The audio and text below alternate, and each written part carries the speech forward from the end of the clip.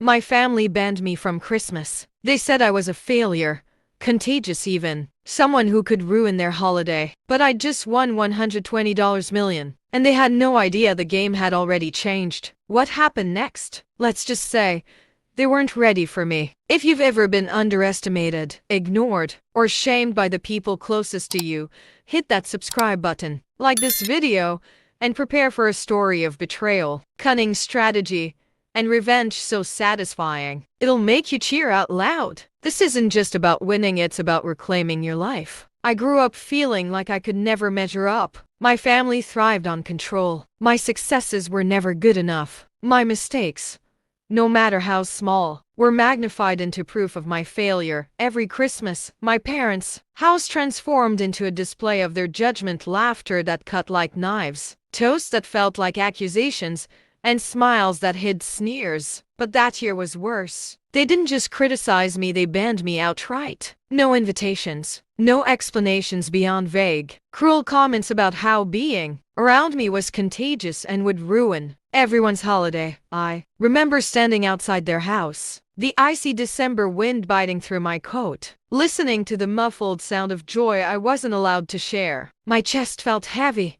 my stomach twisted with a mixture of hurt and rage. I thought about turning around, about begging, about shrinking into the background where they couldn't see me. But something deep inside me snapped. I wasn't going to be the family scapegoat any longer. I wasn't going to give them the satisfaction of my humiliation. Then, weeks later, life handed me an unexpected opportunity. A lottery ticket. A long-forgotten investment. I didn't care exactly how or why it happened, but suddenly, I was $120 million richer. My first instinct was to scream, to cry, to let the world know I had finally won. But I didn't. I stayed quiet. I hid my victory. I bought my mansion in secret, an architectural masterpiece tucked behind gates and cameras, far from their prying eyes. Every corner, every hallway, was designed to serve one purpose: my life, my sanctuary, my playground of justice. And then came the day I knew they would find me. They didn't come to hug me, to celebrate, or even to congratulate me.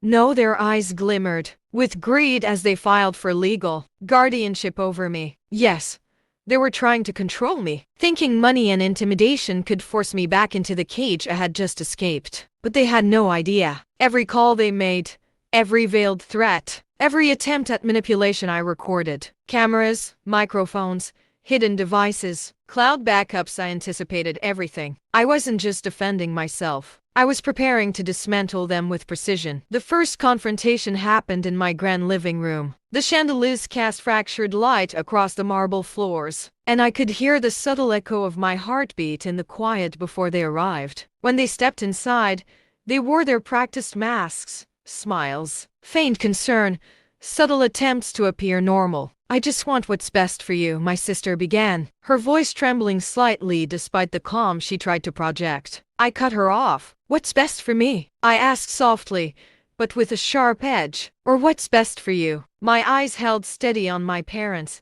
daring them to argue. "Do you think I'm a child to be controlled? Or that my life belongs to you?" The color drained from their faces. My father, who always prided himself on intimidation, clenched his fists. But the moment his eyes flicked to a camera, he froze. Every detail of my preparation had been planned for months. I started playing their own words back to them. Threats, manipulations, statements designed to guilt me into obedience, all crystal clear. The sound of their own voices, repeating their malice, echoed around the room. "You threatened to take control of my fortune," I said, letting the words hang in the air. "You said I was incapable of managing my own life. You even tried to legally claim guardianship over me. Did you really think I wouldn't be prepared?" My mother opened her mouth to speak, then closed it. My sister's hands trembled. My father's jaw tightened. In that moment, the arrogance that had fueled their cruelty evaporated, replaced by shock and fear. But I didn't stop there. I detailed the recordings, explaining how every conversation, every email, every sneaky plan had been preserved. Legal experts had reviewed everything. The guardianship attempt would be rejected. And if they tried to sue me for anything else, every word would be evidence against them. I could see the mental wheels turning in their heads, panic replacing pride. "You You have all of this? My father finally whispered. Yes, I said. Every threat, every lie, every attempt to control me. All recorded, all documented. I knew this day would come, and I prepared accordingly. And then I gave them the final blow. They were ordered to cover their legal fees, dropping the case entirely. They had tried to manipulate me, control me, and exploit me, and they ended up powerless, exposed, and accountable. But the real victory wasn't financial. It was the liberation of my own soul. I walked through my mansion freely, knowing that my life, my decisions, my happiness belonged to me alone. The family that once shamed me, mocked me, and tried to erase me from their celebration, they had no power here. They couldn't touch me.